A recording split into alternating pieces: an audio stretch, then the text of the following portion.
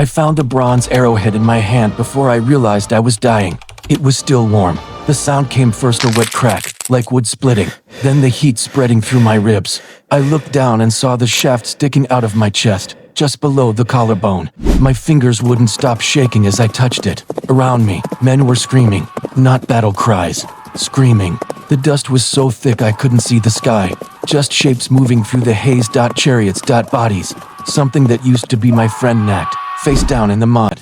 I tried to call for help, but my mouth only filled with copper. That's when I saw him, the Canaanite soldier, younger than me, pulling his bow back again. Our eyes met. He was crying. He let go. The second arrow took me in the stomach. I fell, and as the cold seeped into my bones and the sounds faded into nothing, one thought burned through my dying mind. We were supposed to win this. Most ancient battles are wrapped in legend. Gods throwing lightning bolts. Heroes who couldn't die. Armies that numbered in the millions when they probably couldn't even feed that many people. But there's one battle that stands apart. The Battle of Megiddo in 1457 BCE. This fight happened in ancient Canaan, in what we now call Israel. An Egyptian pharaoh named Thutmose III led his army against a group of Canaanite kings who'd gotten too comfortable thinking Egypt was weak. What makes this battle special isn't just that it happened, it's that we can prove it. Egyptian scribes carved the whole story into stone. They wrote down troop movements, strategy meetings, terrain problems, and what happened after the smoke cleared. This is the first battle in human history where we don't have to guess. We know Egypt in 1457 BCE was a powerhouse, but it hadn't always been that way recently. For years, Egypt had been ruled by a woman named Hatshepsut. She was Thutmose III's stepmother and technically his co-regent, but let's be honest, she ran the show. Hatshepsut focused on trade, building projects, and keeping things stable. She wasn't interested in military conquest. That meant Egypt's enemies got bold. The territories Egypt once controlled in Canaan started slipping away. Local kings stopped sending tribute. They stopped bowing. Some of them probably laughed at Egyptian messengers. When Hatshepsut died, Thutmose III finally took full control. He was around 30 years old by then, and he had something to prove. He'd been training, studying, waiting. Now it was his turn. Canaan wasn't one country. It was a patchwork of city-states. Each one had its own king, its own army, its own petty disputes with neighbors. But something changed. A powerful king from the city of Kadesh managed to unite them. His name is lost to history, but his actions aren't. He convinced dozens of Canaanite rulers to join forces against Egypt. This was rare. These city-states usually hated each other. Getting them to work together was like herding cats. But the king of Kadesh pulled it off. They gathered their armies at a city called Megiddo. Megiddo sat at a crucial crossroads. Trade routes from Egypt, Mesopotamia, and Anatolia all passed through or near it. Control Megiddo, and you control the region's economy and military movement. The Canaanite coalition wasn't just making a statement. They were daring Egypt to do something about it. Thutmose III accepted that dare. If Thutmose lost, or even if he just didn't respond, Egypt would look weak. Other territories would rebel. Tribute would dry up. Egypt's influence would collapse. But if he won decisively, he'd send a message that echoed across the ancient world. Egypt was back. This wasn't just about one city. It was about power, respect, and survival. Imagine being the crown prince of Egypt, but not really ruling. That was Thutmose III's life for over 20 years. His father, Thutmose II, died when the boy was young, too young to rule alone. So Hatshepsut, his stepmother, stepped in as regent, except she didn't step aside when he grew up. Hatshepsut declared herself pharaoh. She wore the false beard. She took the titles, she built temples, and sent trade expeditions. She was good at ruling, no question. But Thutmose was stuck waiting. Some historians think he resented her. Others think he respected her. We don't really know. What we do know is that he used those years to learn. He studied warfare. He trained with soldiers. He learned how to read terrain, how to move armies, how to think like a general. When Hatshepsut finally died, Thutmose didn't waste time. In 1457 BCE, Thutmose gathered his army. He didn't send a general. He led them himself. This was important. Egyptian kings were supposed to be warrior gods. They didn't sit on thrones while others fought. They led from the front. Thutmose marched north, out of Egypt with around 10,000 to 20,000 men. We can't be sure of the exact number. Ancient numbers are always questionable. But it was a serious force. He moved fast. Speed mattered. The Canaanite coalition was gathering at Megiddo. If Thutmose delayed, they'd be dug in and ready. He couldn't let that happen. The Egyptian army was professional. These weren't just farmers with spears. Egypt had career soldiers, trained units, and a command structure. Infantry made up the core. Spearmen, axe-wielding shock troops, and archers. Egyptian composite bows were some of the best in the world. They could punch through armor at range. Chariots were the elite force, fast, mobile, deadly. Each chariot carried a driver and an archer, sometimes a shield bearer too. They'd sweep around enemy flanks, shower them with arrows, and break formations. Thutmose also brought siege equipment, battering rams, ladders, and engineers who knew how to take a fortified city. This wasn't a raiding party, it was an invasion force. The Egyptian army left the Nile Delta and headed northeast. They crossed the Sinai Peninsula, then moved into Canaan. The journey took about 10 days, not bad for an ancient army. The key was logistics. You can't just march thousands of men into enemy territory without food and water. Thutmose had supply lines. He had scouts. He had everything planned. When he reached the town of Yehum, about 80 miles from Megiddo, he stopped. This is where the story gets interesting. At Yehum, Thutmose called his generals together. They had a problem. Megiddo was on the other side of the Carmel Ridge, a mountain range that ran northwest to southeast.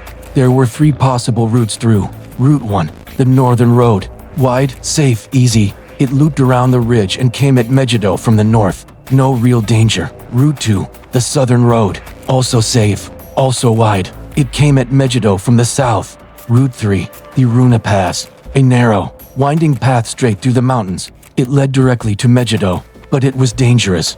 The army would have to march single file in places. If the Canaanites were waiting, the Egyptians would be slaughtered in the pass. The generals argued for the northern or southern routes. They were safer, no risk of ambush. Thutmose disagreed, according to the inscriptions. Thutmose said something like this: if we take the safe routes, the enemy will know where we're coming from. They'll have time to prepare. But if we take the Runa Pass, we'll catch them by surprise. They'll never expect it. His generals weren't convinced. They thought it was reckless. But Thutmose had made up his mind. He said he'd take the Runa Pass even if he had to go alone. That shut everyone up. Thutmose wasn't being reckless. He was being smart. The Canaanite coalition expected him to take the safe routes. They'd probably split their forces to cover both. If Thutmose showed up in the middle, he'd hit them where they were weakest. Also, marching through the Runa Pass sent a message to his own men. Their pharaoh was bold. He wasn't afraid.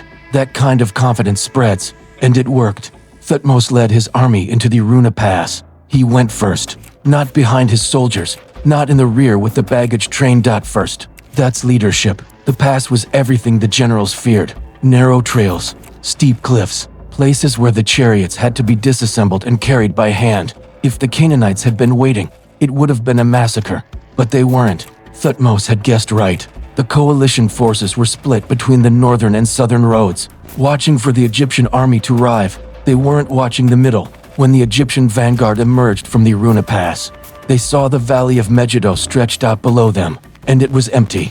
Well, not completely empty. There were scouts, some light forces, but no army, no ambush. Thutmose had done it, but now he had a new problem. His army was still strung out behind him in the pass. It would take hours for everyone to get through. If the Canaanites realized what was happening and attacked now, the battle would be a mess.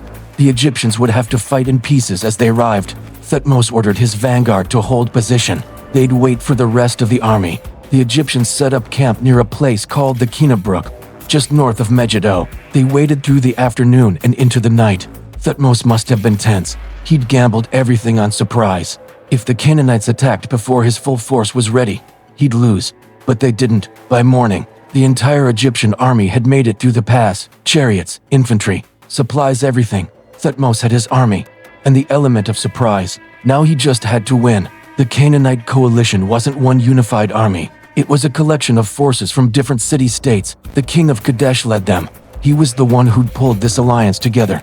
But each city-state brought its own soldiers, its own commanders, its own way of doing things. That's a command nightmare. Ancient city-state armies weren't professional like Egypt's. They were militias, farmers, craftsmen, merchants who picked up weapons when needed. Some were decent fighters, others weren't. The coalition probably numbered somewhere between 10,000 and 15,000 men. Maybe more. Ancient numbers are unreliable, but size doesn't always matter. Organization does. The Canaanites had made a critical mistake. They'd split their forces to cover the northern and southern roads. When they realized Thutmose had come through the Aruna Pass, they scrambled to regroup. That takes time, especially when you're coordinating multiple city-state armies with different commanders who don't necessarily trust each other.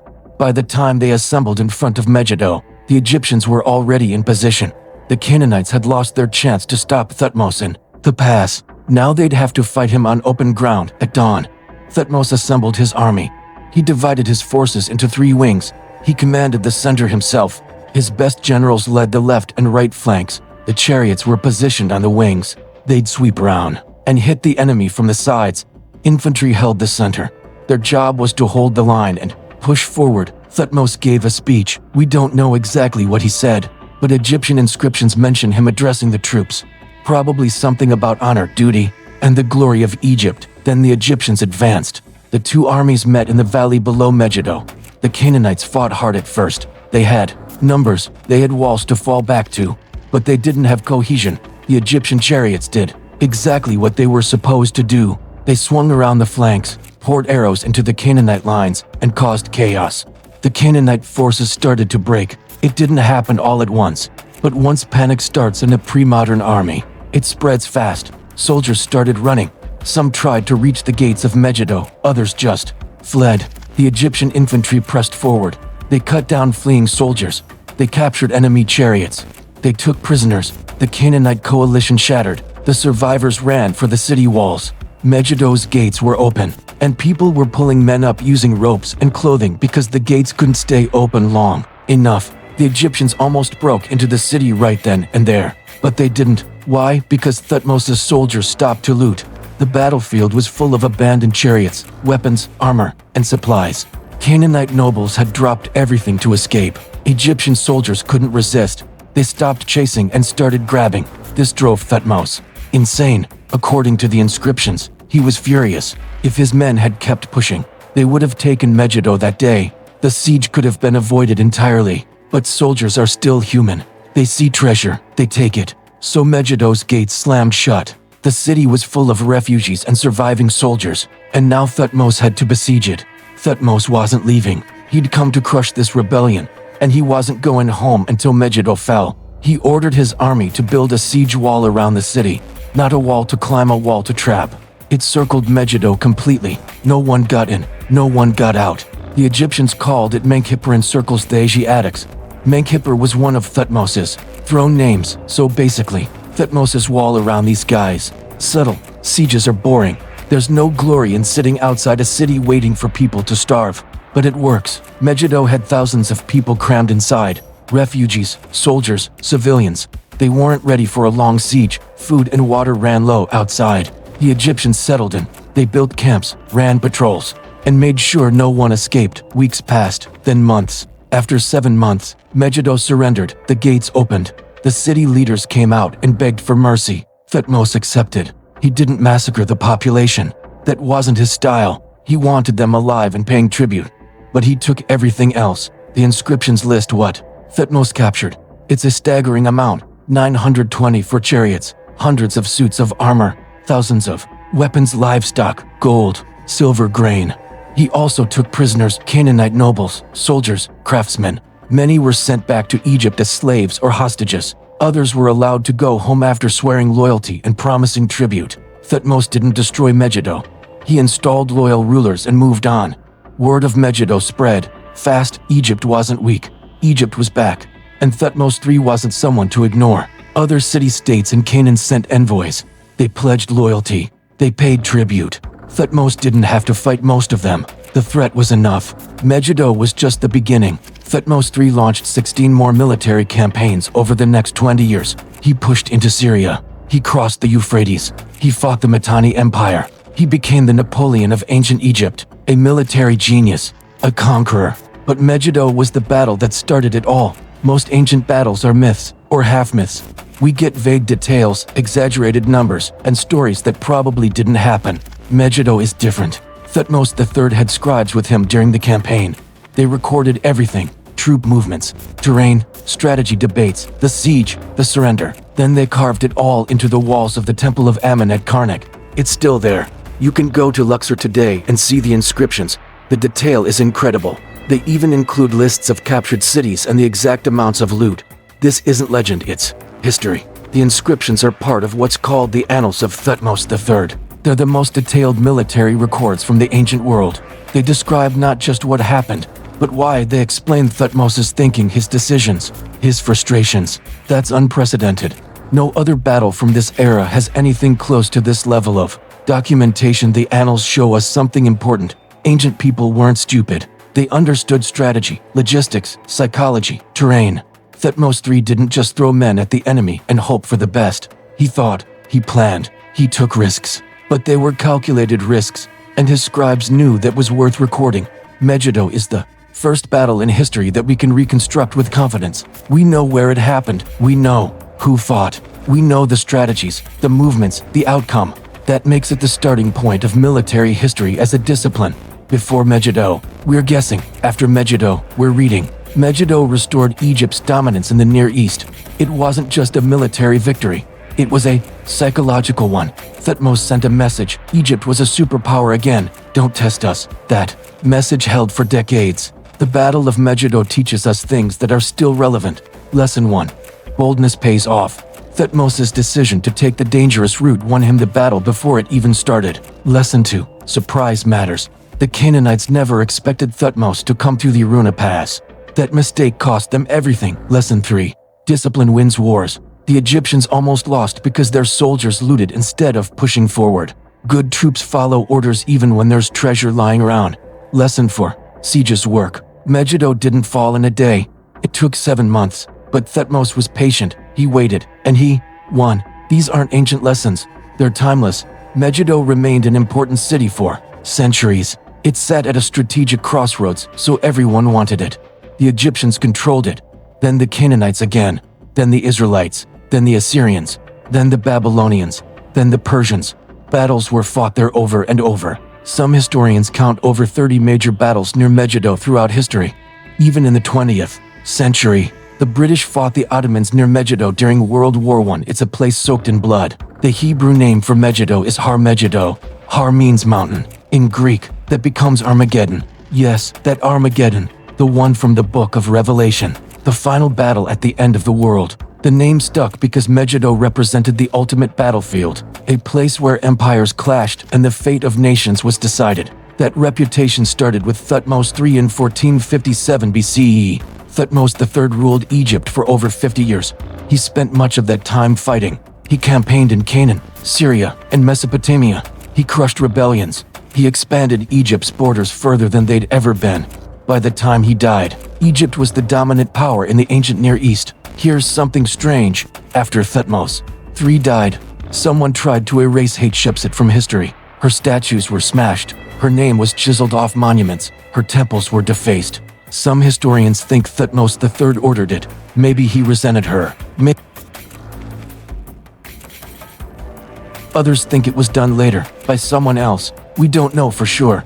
But what we do know is that Hatshepsut's monuments were eventually rediscovered. Archaeologists pieced together her story, and now she's remembered as one of Egypt's greatest rulers. Thutmose III, meanwhile, is remembered as one of history's greatest generals. Both legacies survived. Some historians call Thutmose III the Napoleon of Egypt. That's not an exaggeration. He fought 17 campaigns. He won nearly all of them. He understood logistics, strategy, and how to use terrain. He wasn't just a warrior. He was a thinker, and unlike a lot of ancient conquerors, he didn't just destroy, he built. He established trade routes. He left behind a stronger, richer Egypt. That's rare. One myth about ancient battles is that they were just chaotic brawls, thousands of men hacking at each other with no plan. Megiddo disproves that. Thutmose had a plan. He scouted the terrain.